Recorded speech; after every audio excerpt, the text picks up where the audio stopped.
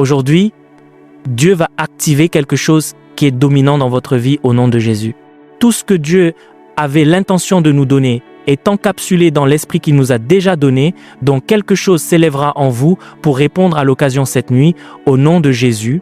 Dans un instant, j'aimerais que vous monopolisiez Dieu dans une brève prière et que vous fassiez des demandes au ciel pour que aujourd'hui, cette nuit, soit cette nuit que vous attendiez au nom de Jésus. Pouvez-vous monopoliser Dieu?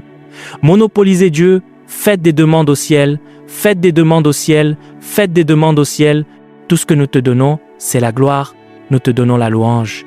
Au nom puissant de Jésus, nous prions et nous demandons que ta présence tangible soit maintenue tout au long de ce moment et qu'à partir de ta présence, tu manifestes ta grâce et actives ton peuple pour qu'il opère dans son potentiel le plus élevé par ton esprit au nom de Jésus.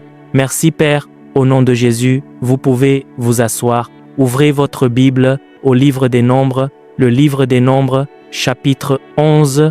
Nous ferons une courte lecture, puis nous prendrons une autre écriture du livre de Jean, puis nous commencerons notre voyage.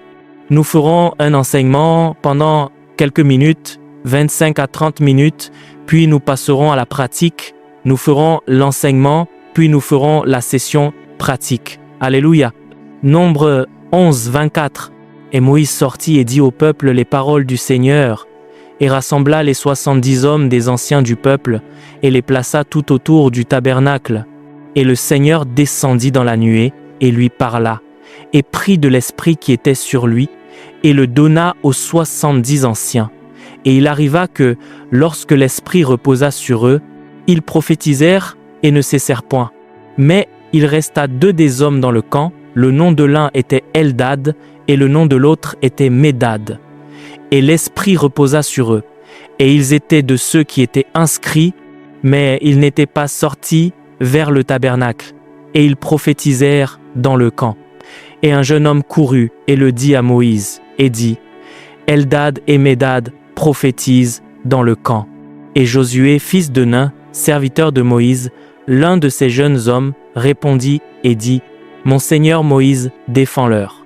Le verset 29 est mon point d'insistance et l'exhortation que j'ai aujourd'hui est intitulée « Le désir de Moïse ». Vous trouverez ce désir au verset 29. Pouvons-nous lire le 29 ensemble en tant que congrégation? Et Moïse lui dit « Es-tu jaloux pour moi? Puisse tout le peuple du Seigneur être composé de prophètes et que le Seigneur mette son esprit sur eux. » Quand Moïse sortit avec les enfants d'Israël du pays de servitude, afin de commencer à établir un système de justice, il dut fonctionner en qualité de juge pour entendre, et c'était une situation très frustrante parce que du matin au soir, Moïse jugeait des cas. Son beau-père décida de le conseiller, et ce que son beau-père lui recommanda fut cette division du travail. Ce travail est si grand qu'il te sera nécessaire de prendre des lieutenants, des fonctionnaires qui se tiendront avec toi dans l'exécution de cette tâche. Sinon tu t'épuiseras et tu épuiseras aussi le peuple. Alléluia. Cela semble être un sage conseil, mais il arriva que lorsque Dieu aborda cette question, la politique qu'il approuva n'était pas la politique de la division du travail. La politique qu'il approuva était la filiation, et il recommanda que 70 personnes soient amenées au tabernacle, puis il apparaîtrait dans la nuée et prendrait de l'esprit qui était sur Moïse pour mettre le même esprit sur les anciens secondaires. C'est pas la division du travail, c'est la division de Moïse. Le même esprit qui était sur Moïse allait fonctionner sur 70 autres personnes, de sorte que si un gars était confronté à un cas, il ferait ce que Moïse aurait fait sous l'influence de l'esprit que Moïse portait. C'était donc la politique que Dieu mit en œuvre. Et il arriva le jour du couronnement que le Seigneur vint comme il l'avait promis. Mais il arriva qu'il y avait 2 hommes dans le camp, et quand Dieu vint, parce qu'il n'y a pas de distance dans l'esprit, les 2 hommes tombèrent aussi sous l'impartition que Dieu administrait. Êtes-vous avec moi? Les gars qui étaient sur place sentirent qu'il y avait une violation, et quelqu'un vint rapporter à Moïse comment 2 autres gars avaient manqué le rendez-vous, mais prophétisé là, bas dans le camp. Et Josué, fils de Nun, qui était l'un des jeunes hommes avec Moïse, dit alors à Moïse, « Arrête-les. » Voyez, chaque fois qu'il y a un réveil, Dieu commence à faire des choses qui ne sont pas cohérentes avec les attentes des hommes. Vous trouverez cette voix qui est venue à travers Josué, « Arrête-les. » Quand quelque chose commence à avoir lieu qui n'est pas ce à quoi nous sommes habitués. Vous savez, quand nous coulons avec Dieu, souvent nous le mettons dans une boîte et nous disons que Dieu ne peut pas fonctionner de cette façon, que Dieu ne peut pas fonctionner de cette autre façon, que Dieu ne peut pas faire ceci. J'ai déjà vu quelqu'un venir à une réunion comme celle-ci, il n'était pas né de nouveau et il a commencé à parler en langue. Alors à quel moment, alléluia, à quel moment le salut lui est-il venu? Il a juste commencé à parler en langue ce jour-là, puis est devenu un prédicateur la semaine suivante, et il est toujours prédicateur aujourd'hui, 16 ans plus tard, sans avoir rétrogradé. Et la réaction a eu lieu de telle manière que vous pourriez même mal juger l'expérience. Alléluia. C'était donc ce qui était sur le point d'arriver, et cela a permis à Moïse de pouvoir dire ce qu'il pensait. Nous avons donc pu jeter un coup d'œil dans le cœur de Moïse quand c'était comme si les gens qui lui demandaient d'arrêter les autres de prophétiser essayaient d'apporter une certaine forme d'ordre. Ils essayaient d'apporter une administration au mouvement de Dieu. Alléluia. Chaque fois que Dieu commence quelque chose de manière souveraine, vous devrez trouver le code pour l'administration dans l'esprit, pas dans le naturel. Il y a toujours une tentation pour nous d'apporter notre apprentissage dans le domaine de l'administration, dans l'administration des choses spirituelles, tout comme il voulait le faire. Mais une telle introduction a la capacité de tuer. Et Moïse dit alors, « Si je devais m'exprimer un jour comme celui-ci, si mon opinion était nécessaire, je demanderais à Dieu de faire de tout son peuple des prophètes, qu'il n'y ait pas seulement ces 70 anciens. Si on m'avait donné l'espace pour suggérer, quand le grand monarque publiait les ordres et les instructions sur ce qu'il comptait faire pour réduire le fardeau, j'aurais demandé qu'il fasse de tout son peuple des prophètes et qu'il mette son esprit sur eux. » J'espère que vous savez que le terme prophète dans ce contexte n'est pas l'office, mais un peuple prophétique qui peut prêcher par inspiration et se brancher sur la fréquence de la pensée de Dieu. Vous souvenez-vous encore de ce que dit la Bible dans le livre des psaumes? Parce que dans le livre des psaumes, le peuple de Dieu était appelé prophète, non pas parce que tous fonctionnaient dans l'office, mais il est dit « Ne touchez pas à mes oints et ne faites pas de mal à mes prophètes. » Et ce que Dieu avait en tête, et dont Moïse avait entrevu certains secrets, c'était qu'un jour viendrait où chaque croyant dans le Seigneur deviendrait compétent dans l'utilisation du système de navigation, à savoir le Saint-Esprit, de sorte que l'exactitude et la précision deviendraient la description de la qualité de vie que nous menons. Et il arriva que le désir de Moïse fut enregistré au ciel et Dieu accomplit le désir de Moïse dans l'économie du Nouveau Testament. Il prit des dispositions pour que chaque croyant ait une mesure de l'Esprit de Dieu opérationnelle dans sa vie. J'aimerais que nous prenions une écriture rapidement. Si vous êtes toujours avec moi, dites Amen. Jean chapitre 3. Nous voyons l'accomplissement du désir de Moïse dans l'Église et il sera donc nécessaire pour nous de comprendre toute la portée du désir qu'avait Moïse, lequel est déjà accompli dans cette dispensation, afin que nous puissions vivre dans la pleine capacité de ce désir. Nous pouvons fonctionner de manière adéquate et la pleine mise en œuvre du désir de Moïse se trouve dans le livre de Jean au chapitre 3. S'il vous plaît, ouvrez rapidement Jean chapitre 3 en commençant par le verset 1. Il y avait un homme d'entre les pharisiens, nommé Nicodème, un chef des Juifs. Celui-ci vint à Jésus de nuit et lui dit, « Rabbi, nous savons que tu es un docteur venu de Dieu, car personne ne peut faire ces miracles que tu fais si Dieu n'est avec lui. » Jésus répondit et lui dit, « en vérité, je te le dis, si un homme ne naît de nouveau, il ne peut voir le royaume de Dieu. » Le chapitre 3 de Jean commence sur une note très tonitruante. Il y a une introduction robuste que nous voyons dans le livre de Jean, chapitre 3, parce que la Bible dit qu'il y avait un homme. On pourrait considérer, premièrement, que c'est un homme. Alléluia. Deuxièmement, c'est un pharisien. Troisièmement, c'est un juif. Quatrièmement, c'est un chef. Cinquièmement, c'est Nicodème. Nous pouvons donc le considérer sur 5 niveaux. Êtes-vous avec moi? C'est trop d'introduction, trop bruyant. Mais selon Jésus, d'accord, le CV de ce gars est large, mais vous voyez, quand Jésus s'adressait à Nicodème, il n'y avait qu'une seule façon pour Jésus de s'adresser à lui. Êtes-vous avec moi? Jésus s'est adressé à Nicodème l'homme, pas à Nicodème le pharisien, pas à Nicodème. Vous comprenez où je veux en venir. Et puis Jésus fait une déclaration étrange. Il a dit, « À moins qu'un homme ne soit né de nouveau, il ne peut voir le royaume de Dieu. » Vous savez ce que Jésus voulait dire? Vous n'êtes pas bien né, et tant que vous avez ce défaut, vous êtes totalement coupé d'une civilisation. Cette civilisation est responsable du cours des choses sur la face de la terre. Cette civilisation est ce qui déterminera comment cet âge se termine et vous êtes coupé de toute cette île juste parce que vous avez un problème avec la façon dont vous êtes né. C'est ce que Jésus a dit. Alors cet homme, étant un intellectuel ayant probablement étudié à Oxford ou à Harvard, voulut que Jésus explique ce qu'il voulait dire et il dit, « Eh bien, de quoi parles-tu? Est-ce que je devrais retourner dans le ventre de ma mère et naître? » Parce que le seul type de processus de naissance que Nicodème connaissait était celui qui passerait par une femme.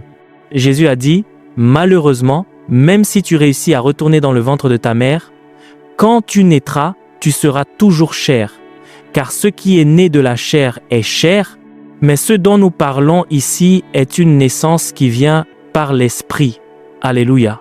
C'est dans Jean chapitre 3 que Jésus lui-même a tenté de définir ce que signifie être né de nouveau. Au lieu de le définir, il nous en a donné une illustration, mais je ne vais pas m'étendre là-dessus, ce n'est pas dans le cadre de cette conférence. Mon insistance est sur le mot « voir ». À moins qu'un homme ne soit né de nouveau, il ne peut quoi? Voir le royaume de Dieu.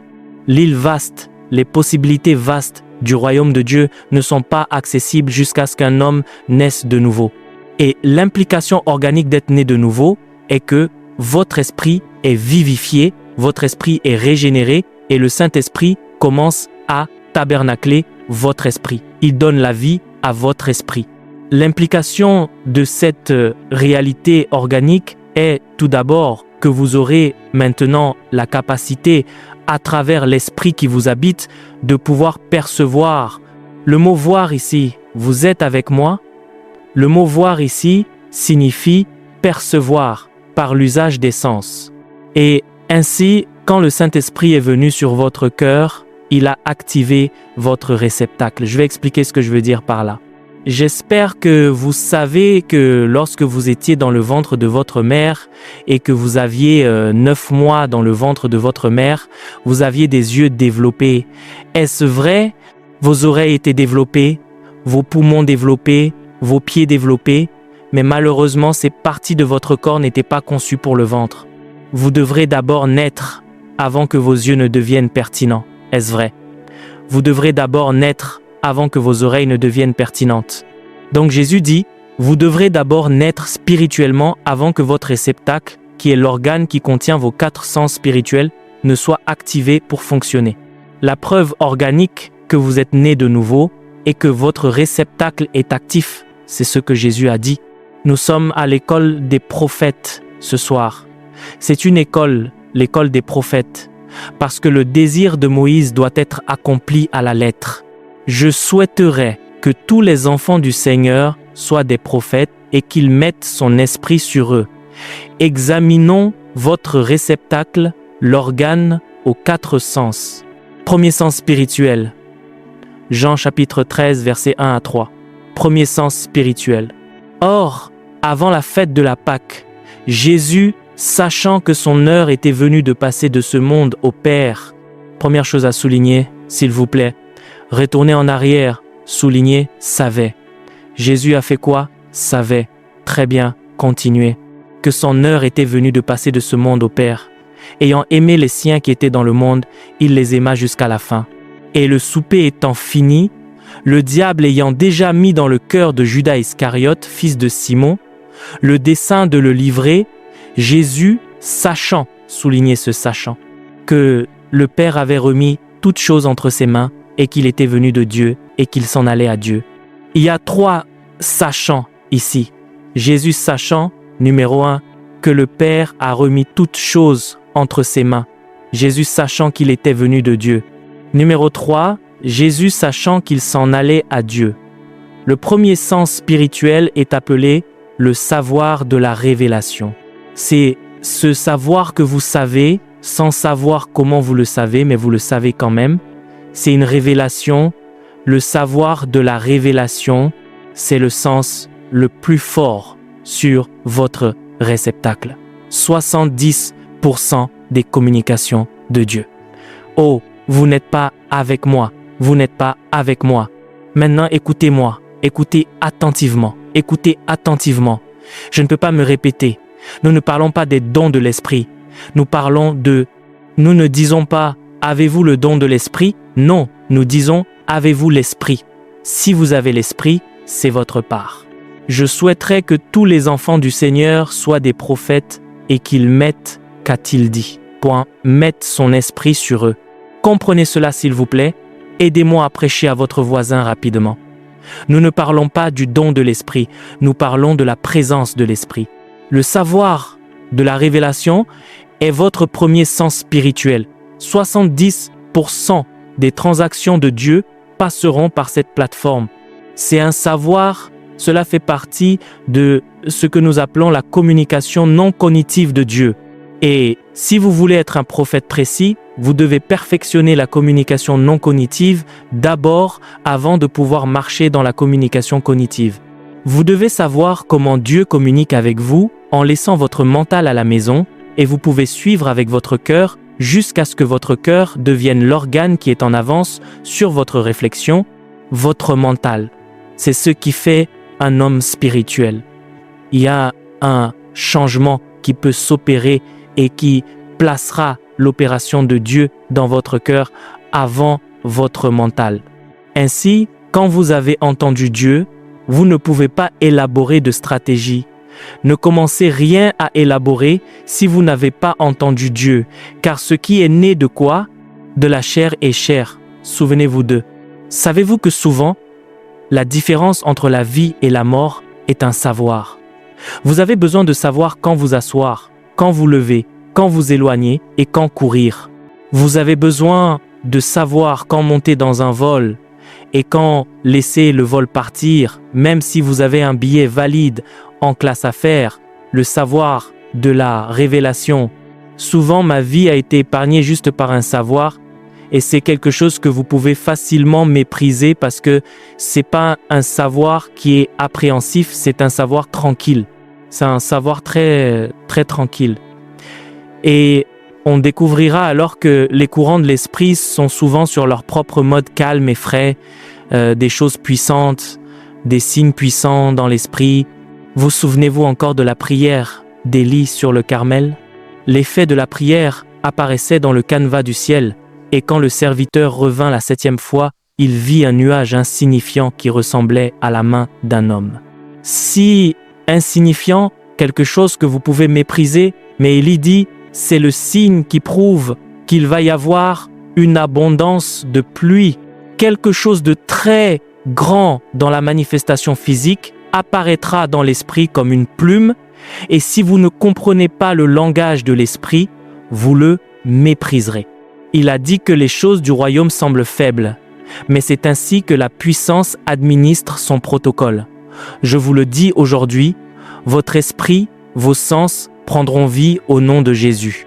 Souvent, quand vous traversez la persécution, vous ne comprendrez même pas ce qui se passe sans un savoir. Si vous savez, ou comme pour Paul, il a dit, « C'est à cause de ces choses que j'ai souffert de nombreuses afflictions, mais je sais en qui j'ai cru. » Ainsi, sa souffrance ne pouvait pas faire plier son mental. Le diable est dans l'activité de faire plier le mental pour vous amener à un point où vous ne croyez plus aux choses auxquelles vous croyez juste parce qu'il y a une petite pression. Vous pouvez ne plus y croire s'il n'y a pas de savoir. Mais un homme qui sait est si terrible, si difficile à gérer pour le diable, parce que quand vous lui donnez 39 coups de douleur, il dira « Voici, je fais toutes choses nouvelles ». Le savoir de la révélation. S'il vous plaît, aidez-moi à demander à votre voisin « Que sais-tu » Numéro 2, Jean chapitre 5. Commençons par le verset 20, s'il vous plaît. « Homme des médias, car le Père aime le Fils et lui montre tout ce qu'il fait lui-même. » Pouvez-vous souligner « montre » et se montrer est une manifestation de quoi? De l'amour du Père. Nous appelons donc ce sens la vue de l'affection. Le premier est le savoir de la révélation. Le second est quoi? La vue de l'affection. Verset suivant rapidement. Et il lui montrera des œuvres plus grandes que celles-ci, afin que vous soyez dans l'étonnement. Souligner, montrera.